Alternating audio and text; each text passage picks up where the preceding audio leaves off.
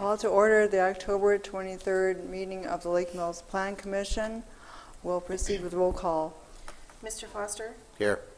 Mr. Holman, Mr. Schumacher, Here. Mr. Magnuson, Here. Mr. Coots, Here. Ms. Lazaris, Here. and Mr. Pearson previously informed staff that he'd be unavailable for this evening's meeting. All right, thank you. Next we have item number 3, correction and/or approval of the minutes of September 25, 2018. I make a motion to approve the minutes as written. Second. Moved and seconded. Any discussion? I hearing none, then we'll proceed with a roll call vote. Mr. Schumacher, Aye. Mr. Magnuson, Aye. Mr. Coots, Aye. Ms. Lazaris, Abstain? Mr. Foster, Aye. motion passed 4-0. Next is item 4, questions and public comment. Let the record show there is no one in the audience. We move on to number 5, public hearing, zoning ordinance amendment for accessory structures and guest houses on lots in residential districts.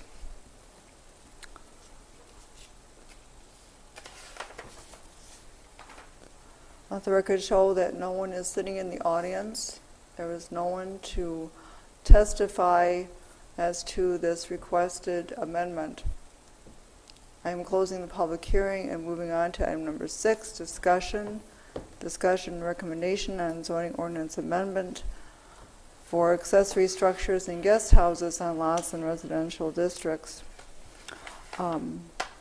First, I'd like to ask consulting planner Dustin Wolf to do the overview of this amendment, the proposed amendments.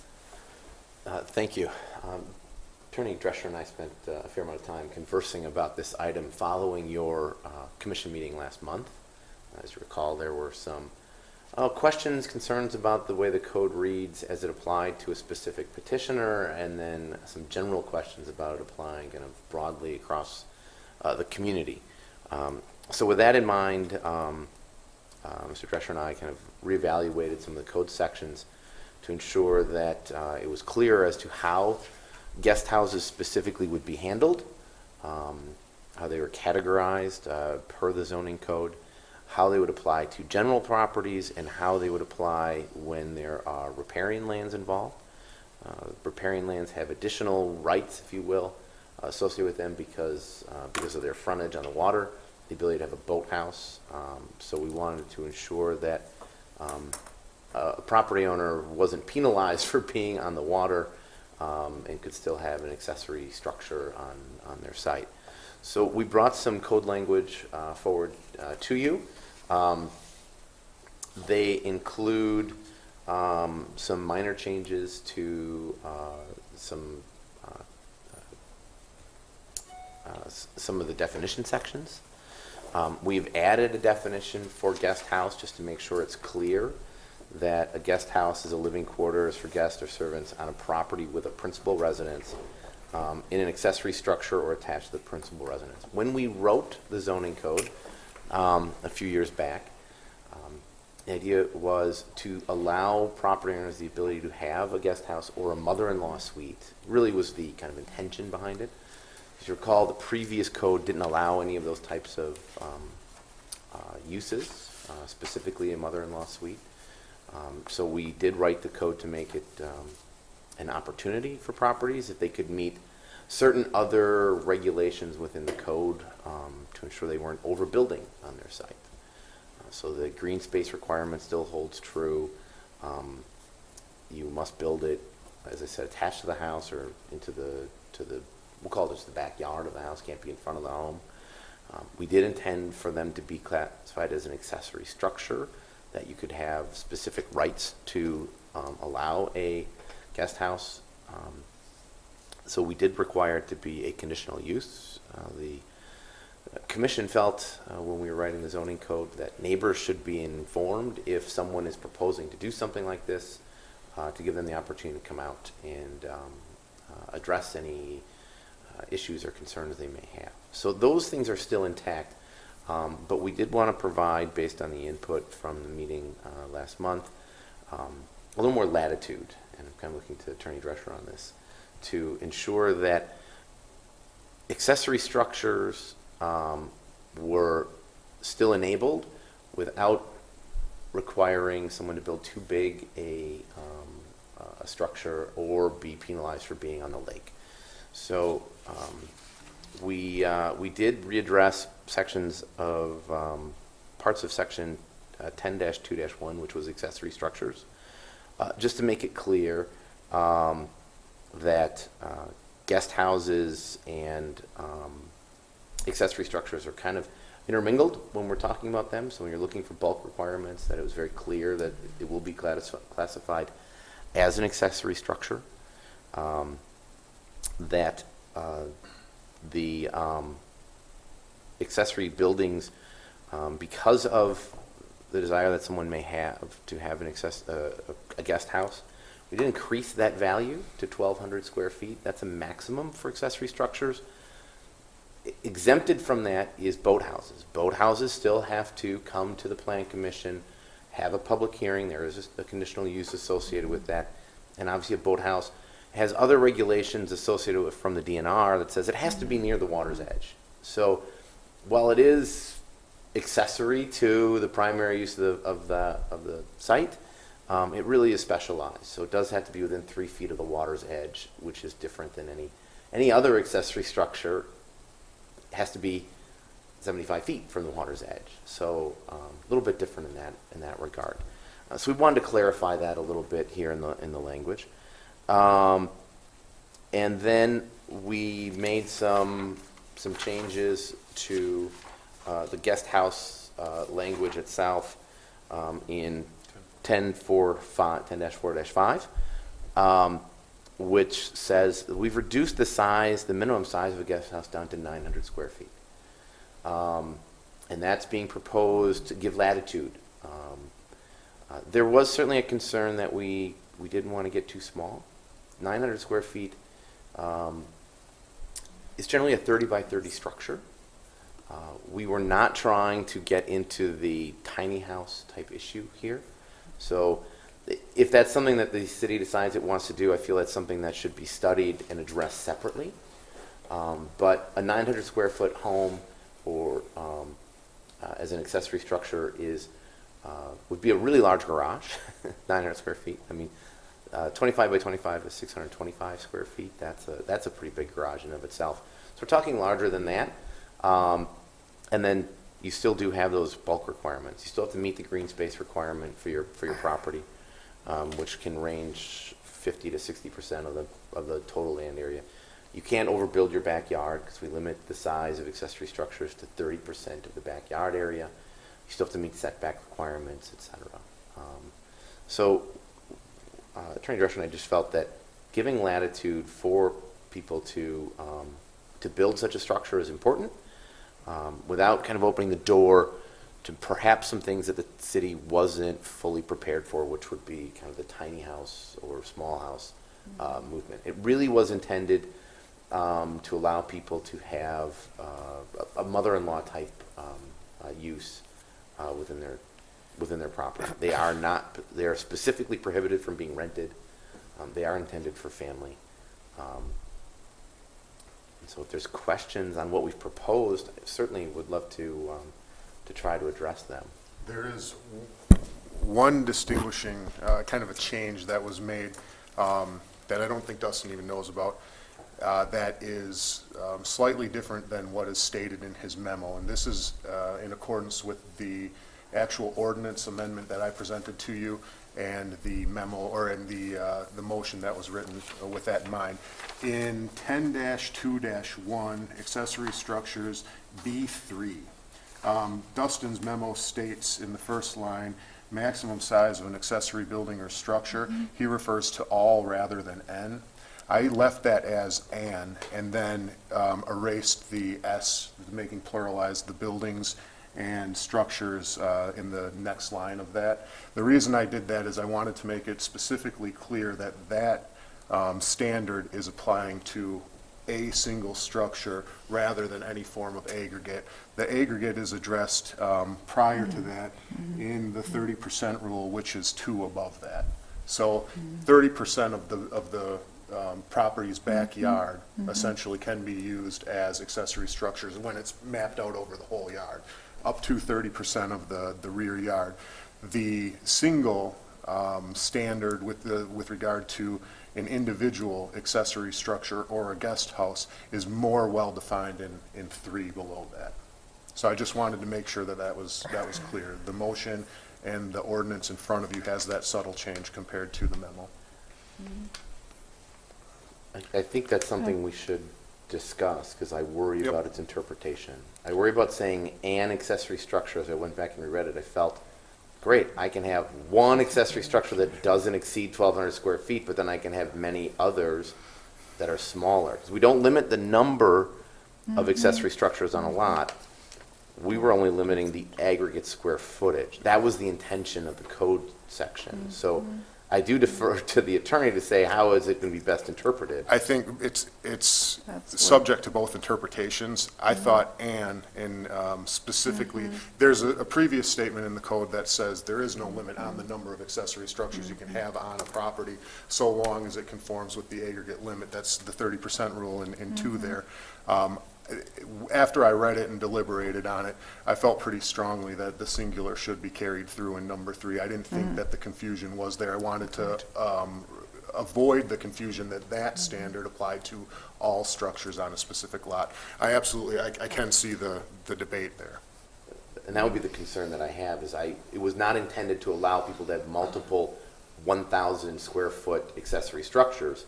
It was intended that you could have an aggregate square footage. It reads as 1,000, we're proposing 1,200. I would worry about, even with the 30%,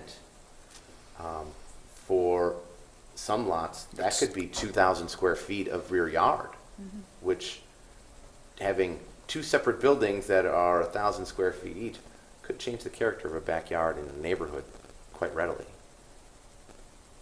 So I would be favoring that section B, parent 3, to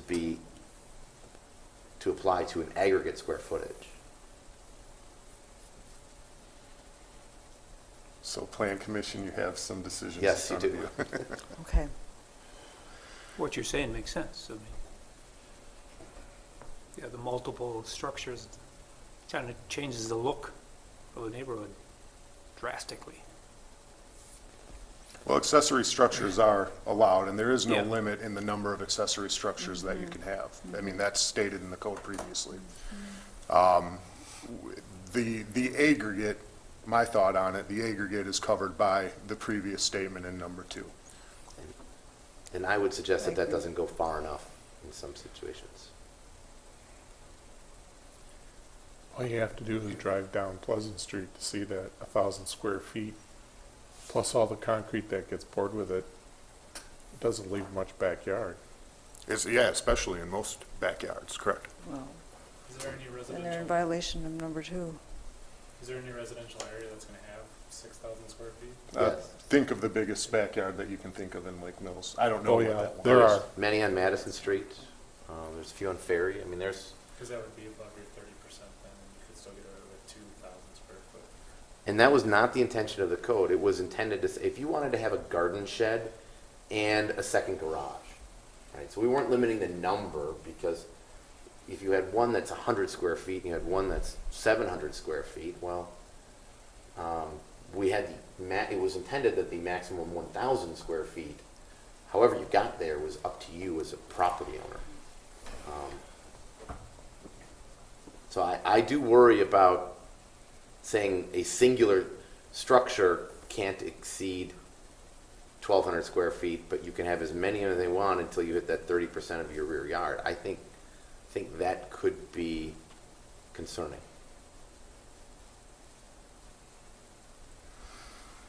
Okay. Yeah, I could see where that would be confusing.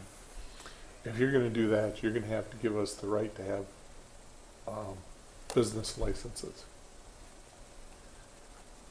Because people are gonna have 2,000 square foot buildings in their backyard, or 2,000, they're gonna start. 1,000 They're gonna square start running businesses out of them, and if we don't, how long does it take us to catch them before they've, pretty soon you got semis pulling up every day and 5 employees parked out front. And that was never the intention of the code. I mean, it's very clear that you can't in the code, you're not allowed to run a business out of an accessory structure in a residential district. But that doesn't mean things don't fly under the radar for a little while and suddenly you have a problem.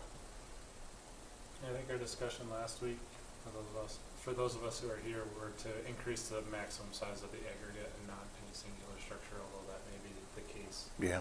in some situations, right? Well, the real issue in September when we met was the difference between the allowed size of accessory structure versus the required size of guest house.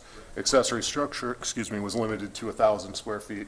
Guest house was required to be a minimum of 1,200 square feet. That did not jive.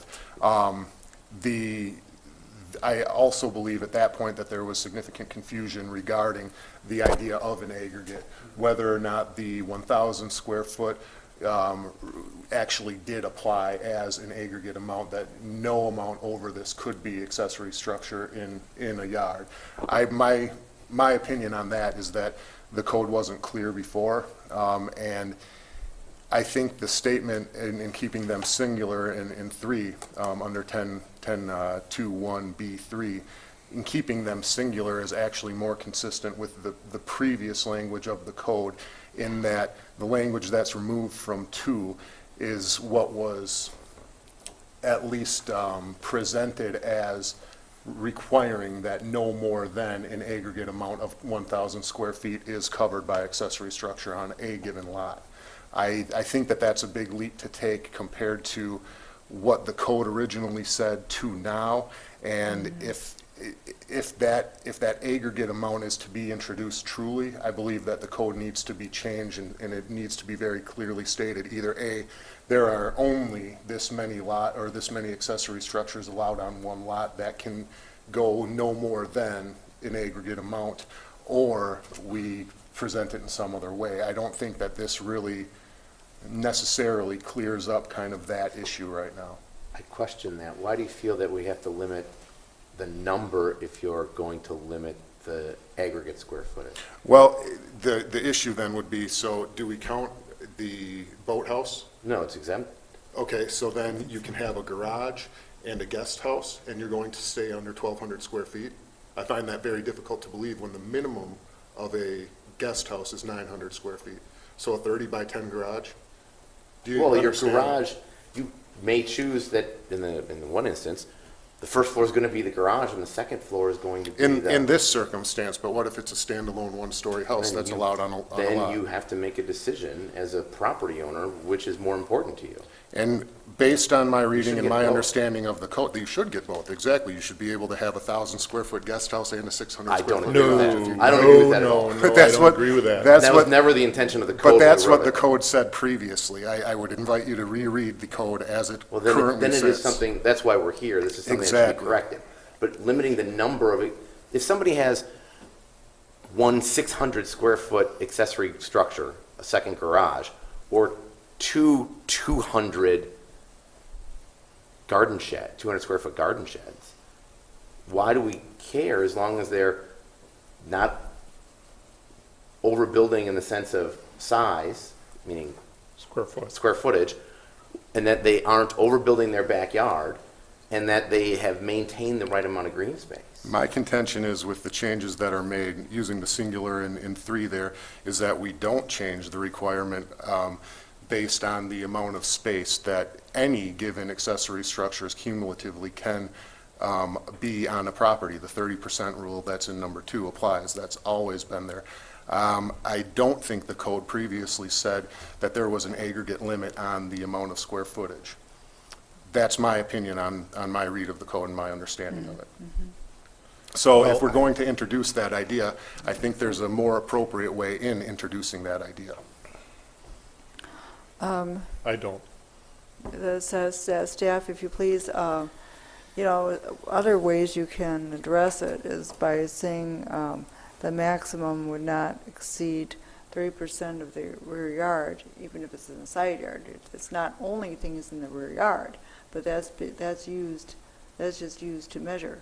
That's, But and that's my 30% understanding of how it reads right now. Yes, but 30%, what you could do if you're concerned about, these enormous rear yards and how big it could be, you could say 30% of the rear yard, or a certain square footage, whichever is less. You could try that if you wanted to. If you're concerned about enormous rear yard spaces where 30% would be significant, palatial accessory buildings, and but you could do that. You could 30% or X number of square feet, whichever is less. That would, but you would want to maybe consider what that square footage would be. So it sounds like we just have to be intentioned on what we want to change based on the way it read before. There was no aggregate limit specifically listed, even though that might have been the understood intention of it. So if we want to change that, we should just I have don't that think that intention was here. understanding. Is that correct? I agree, yes. No, Anyone else? I mean, See a problem with that's, no, I mean, that's the way I gathered it from last time. Because it just seemed like there was a lot of talk about it being an aggregate limit of 1,000 last time, so that's the way we took it, or at least I took it up here, so, I don't see a big issue with setting that limit of all accessory structures at the 1,200. I think we need to go back. Dustin wrote the original code, so Dustin's intent was aggregate. Yeah. The building inspectors were not reading it as an aggregate. They were limiting it to 30% of the backyard at 1,000 square feet maximum per building. Yeah. Yeah, that's how. So that's what how we're it doing now reads. is clarifying what the intent of the code was. Right. And we're going to try and clear up the language. Now, how that gets done is, that's between these two guys. But I think the intent would be that, and as when you start getting huge buildings on property, the likelihood that the use changes is pretty substantial. And we see that all the time. So I think, and there are other ways to mitigate that if you wanted to go to a business license, but we haven't generally done business licenses, so then what you do is you try and control it through the size of the total aggregate on a lot. Now, in my opinion, if we're not, if we're gonna do it the one way, aggregate buildings is an appropriate concept. It's what size and how the other ones play together, because there are two other codes that tie into this, right? There's the 30%, Correct. and then there's the green space, or For the whole The lot. bulk regulations. Yeah, so. Once you hit that aggregate number, then you're probably talking pretty good sized lots, because if you're looking at 30% and bulk, already you may not hit that 1,000 square foot max or 1,200 square foot max. But as you get bigger and bigger and bigger, and I'll guarantee you there are quite a few lots in the city that could put in some big buildings. yep. You could easily get 2,000 square feet. Well, isn't the code written that it says a maximum of 1,200? For an individual Right. building. The way Right, that- so that would not allow you to build a 2,000 square foot. Not Well- one individual structure. Right, You could build two, Yeah. Yes. you're it's right just the about that. same as, next to it. The walkway. So really all we would have to do is potentially just change the word "and" to all accessory structures, or all accessory building or structures on a property may not exceed. I would, for clarity's sake, I would leave it as the singular in that statement and add an aggregate statement elsewhere. The aggregate of accessory buildings on a specific lot is no more than X. Okay. And I think you put that under 2 with the 30% rule, personally. I guess that was the original intent, that seems straightforward. All right. Yeah, so what is the wording then of 2 after the comment about 30% of the rear yard, is it followed by an or and further to that? Your expression was a very nice way to put it, creating an either-or situation. The conversation that hasn't occurred is what the appropriate number is. Very well may be 1,200 square foot on an individual lot. I personally could see a circumstance where that's not sufficient for the individual homeowner or property owner's intended use. Well, I've seen other situations where there was such a limit, and so then they were welcome to seek a variance and then describe, what was The hardship that they're facing. what the hardship was, that they could not have the accessory structure smaller. All right. So is there further modification to paragraph 2 that would be appropriate, or would it just end at 30% of the rear yard? Dan, could we add a 7 that talks about aggregate on a property? Certainly. I think And that's an then- appropriate way to go as And well. then parent 5 would reference 7 instead of 3.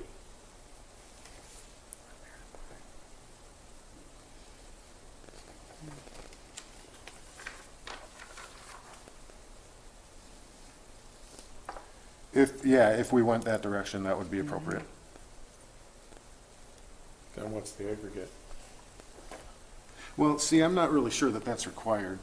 It doesn't specifically speak to aggregate in number 5. I think that's a bit of a misnomer, because it specifically addresses the number of accessory structures permitted.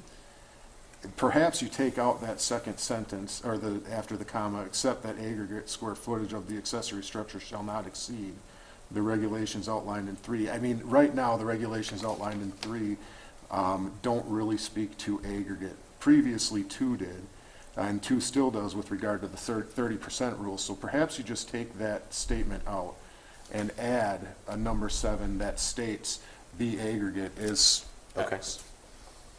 I don't know that that's necessary, the after number in that statement for the aggregate to be introduced there.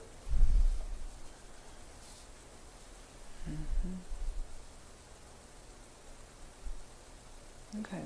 Well, for number 2, if using the rear yard space is going to be the measure for any accessory structures, wherever they are, if they maybe the side or whatever, wouldn't you, instead of saying percentage of rear yard occupied, wouldn't you Perhaps just say, title that as wouldn't you aggregate. just put a different title there and just say maximum cumulative area of all accessory buildings and structures?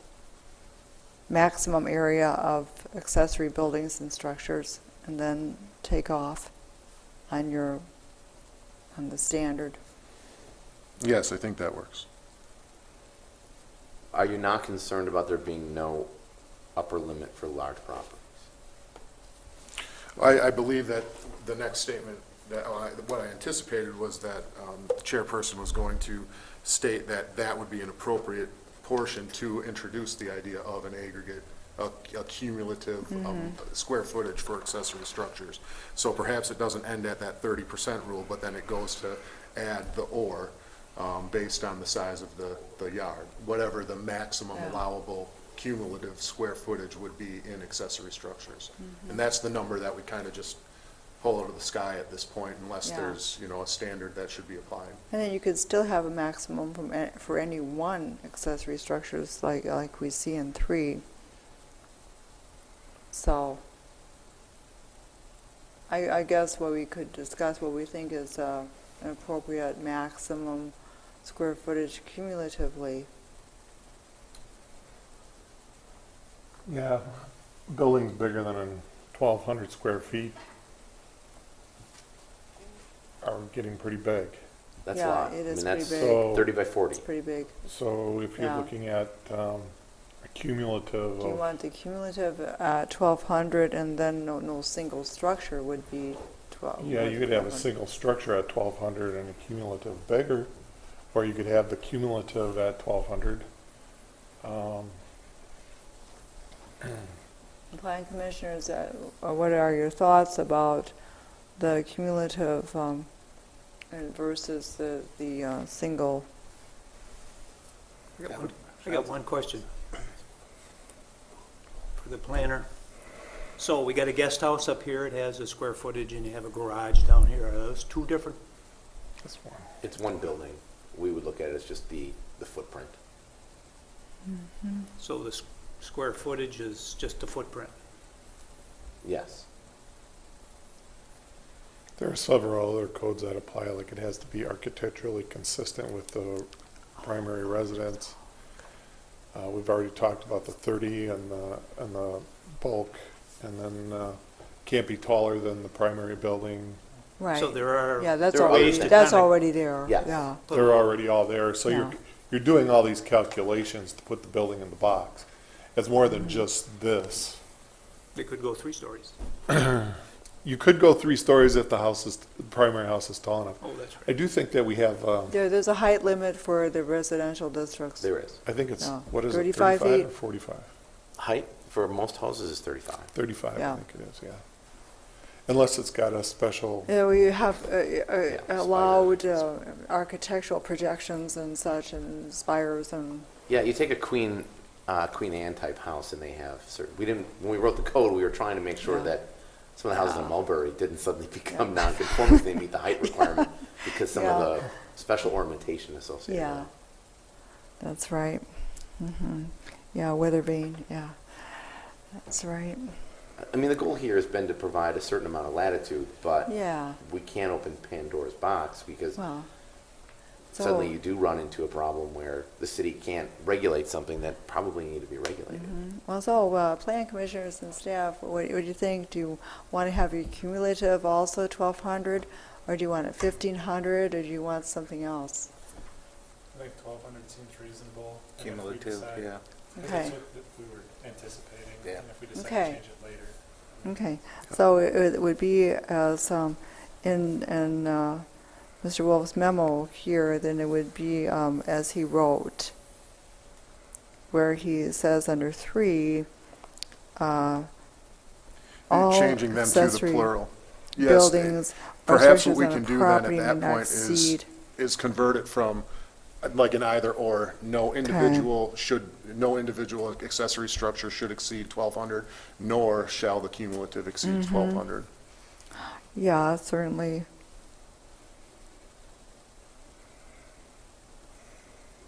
Yeah.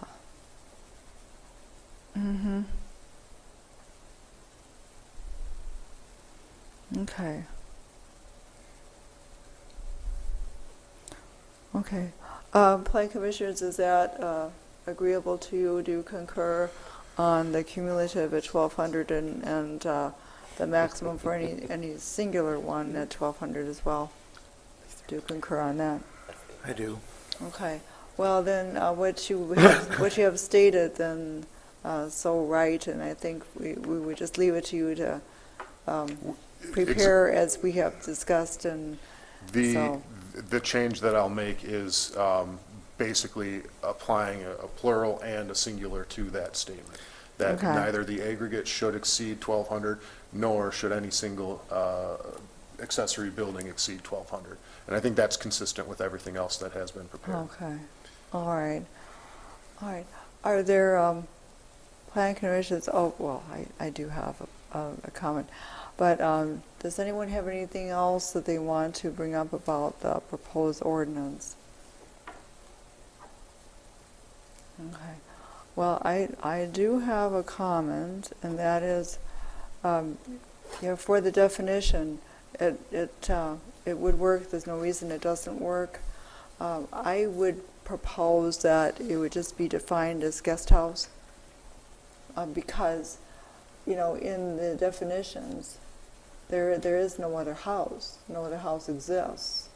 There are different kinds of homes, home this, home that, but there's no house this or house that. It would be the only one, and then it would kind of be begging to have guest house listed and then to say see house guest, But you know, and it's a good thing the comma would be there if you did it that way, because then it'd be house guest, and someone would have to, you know, you don't want to get into that, so.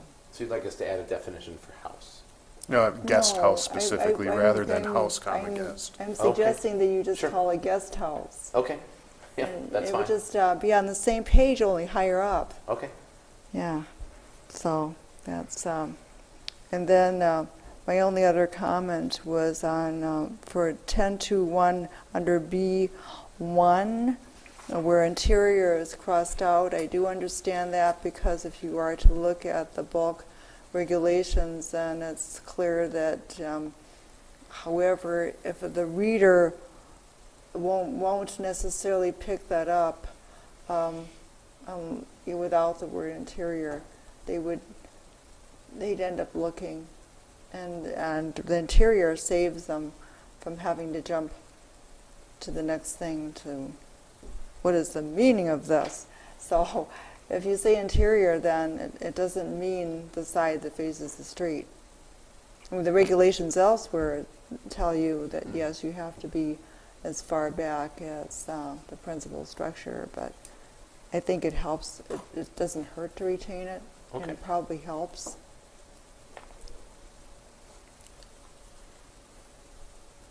That's all I had. What do you think, plan commissioners?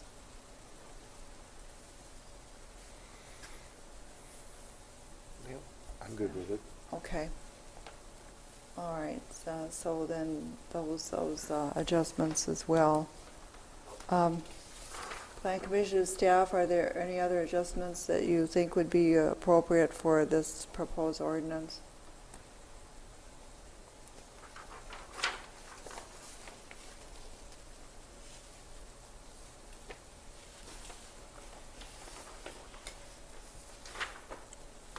Okay. Does anyone want to make, do you have something, Mr. Wolf? well, there is a prepared motion and ordinance, so I'm Yeah, going to defer of course, to yeah. Dan what changes he thinks should be made. Well, there's a couple of ways that we can accomplish this. An individual can make a motion with the changes that we've made as the motion, or an individual can make the motion that's been presented, and Yeah. then someone can move to amend it after it's been seconded. Well, we could just insert under this plan commission motion, under where we have be therefore moved this 23rd day of October, under paragraph A, we could say in the, its reading in the second sentence here, in accordance with the attached ordinance, and you could put comma as amended, and does hereby. So if we did that, then you could pass the motion. Right, so Yeah. are you going to present that original motion? Are you going to amend it with the What I motion? would do is I would say that what I would do is recommend that we amend the motion for, for what I just read as amended, and then you could, after we pass the amendment to this motion, which is just a couple of words, then we could pass the motion The amended as motion. amended, yeah. Correct. Okay. Does that sound reasonable, plan commissioners? So then, this paragraph A would read, the plan commission does hereby recommend that the city council of Lake Mills amend Title 10 zoning ordinance of the city of Lake Mills municipal code in accordance with the attached ordinance, comma, as amended, and does hereby authorize the chairperson to sign the motion for approval. So it would be like that, the words as amended would be inserted. And that's what we just agreed to, what we concurred with. All right. Is there a motion to amend motion 1810-1 in that way? I'll make a motion. It's been moved. Is there a second? Second. Okay, it's been moved and seconded to amend 1810-1 as we have talked about. Any further discussion? Okay. All right, hearing none, we'll take a roll call vote on the amendment to motion 1810-1. Mr. Magnuson? Aye. Mr. Coots? Aye. Ms. Lazarus? Aye. Mr. Foster? Aye. Mr. Schumacher? Aye. Motion passed 5-0. Okay. And therefore, we will consider now the amended motion 1810-1. Is there a motion concerning that? I would move for passage of motion 18-10-1 as amended. Okay. Is there a second? Second. All right. Any more discussion? Okay. In that case, we'll proceed with roll call vote. Mr. Coots? Aye. Ms. Lazarus? Aye. Mr. Foster? Aye. Mr. Schumacher? Aye. Mr. Magnuson? Aye. Motion passed 5-0. Okay, all right, thank you. And now these amendments will go forward to the City Council. And this brings us now to item number 7, discussion recommendation on conditional use request Douglas and Barbara Mulay Garage Guest House, 731 South Ferry Drive, parcel 246071314430002, currently tabled. Now, we don't have a resolution, or how would we take this up again? And then we have these amendments going forward at the same time. So would we condition on the amendments passing? Okay, very good, very good. All right. And can we just proceed with the motion and then have that go forward to, we don't have a resolution for them, but can we do it by motion concerning their request? Yeah, I assume you need a motion to take it off the table first, Yes, yes, that's correct. and then, yeah, a motion to Yeah. approve the conditional use permit would be appropriate. What was included in the previous plan commission packet? I don't think there There was no resolution. There was no in the last resolution? one. Okay. I think because of the issues that were uncovered. Yep. So is there a motion to take this off the table? So moved. Is there a second? Second. All those in favor, please signify by saying aye. Aye. Anyone against? All right, very good, it's off the table. And we are recalling their request.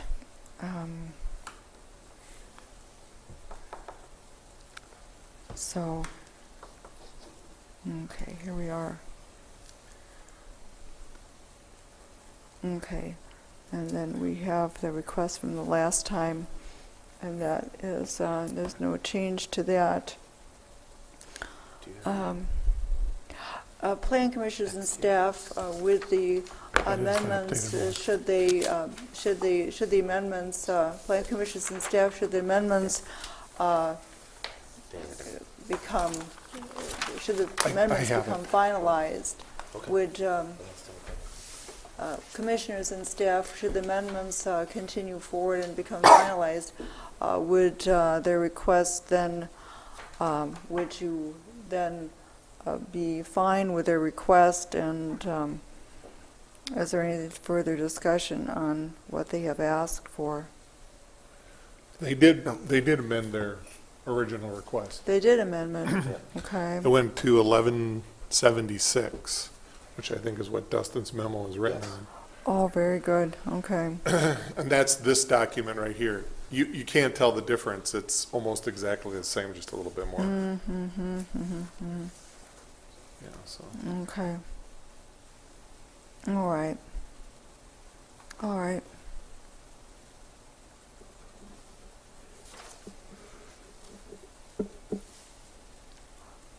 Plan commissioners and staff, do you have any questions, or is there anything else that you, that should be completed or asked about concerning this request? No, in the last meeting, it didn't sound like anyone had any issue in particular with the Mulay's request. It was with the city code that Right. we needed to clean up before we could continue. The request seemed like they were trying very hard to comply with everything and make make something that architecturally fit in with the house and met all the criteria that were laid out. They just didn't know what their criteria were. or how you would meet that, the contradiction. Of course, yeah. Well, under the circumstances, yes, Yeah. I'm sure they found it a mystery as to how they would comply. So, is there a motion concerning the conditional use request by the Mulays?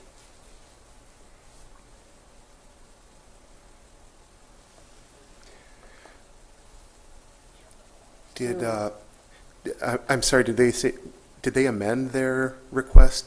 They just made it larger. They just made it a little bit bigger. Otherwise, everything else is exactly the same. If you looked at them, you couldn't tell the difference No.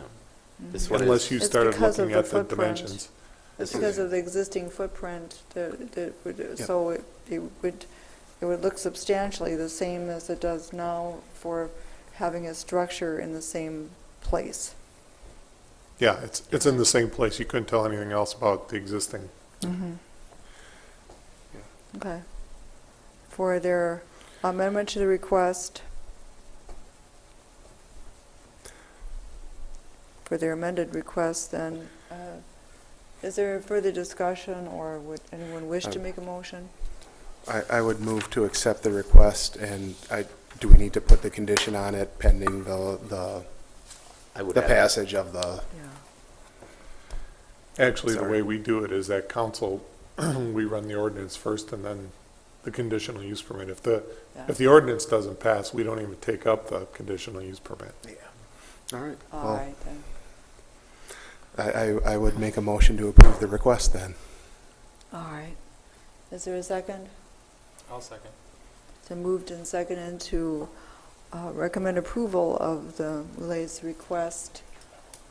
Is there further discussion on this matter? Oh, this is from, whatever. If there's no further discussion, I'm going to ask for a vote. Is that all right? Okay. Therefore, we'll go ahead with a roll call vote. Mrs. Ayers? Aye. Mr. Foster? Aye. Mr. Schumacher? Aye. Mr. Magnuson? Aye. Mr. Coots? Aye. Motion passed 5-0. Okay. All right. The next item is number 8, recommendation for future agendas. Is there anything to bring up about November? And when is the 4th? When is the 4th Tuesday in November? 27th. Okay, that's after Thanksgiving. Yep. All right, very The, good.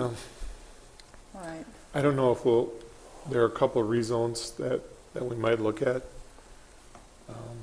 The Stiles properties that were recently annexed, and the Jaeger property, which should be annexed shortly. Oh, yeah, and the preliminary plat for Brookstone will be on the agenda. Along with the rezoning. Yes. All right. All right, very well. In that case, we'll go on with number 9, adjournment. Is there a motion to adjourn? So moved. Second. Moved and seconded to adjourn. All those in favor, please signify by saying aye. Aye. Anyone opposed? We are adjourned.